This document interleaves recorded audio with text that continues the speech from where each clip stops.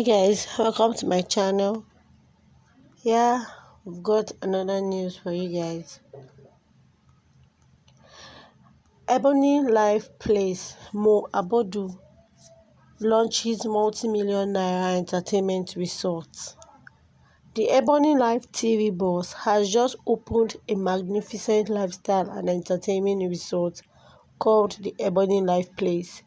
The launch took place alongside the premiere of a new EbonyLife production film, Your Excellency, directed by actress Funke Akindele.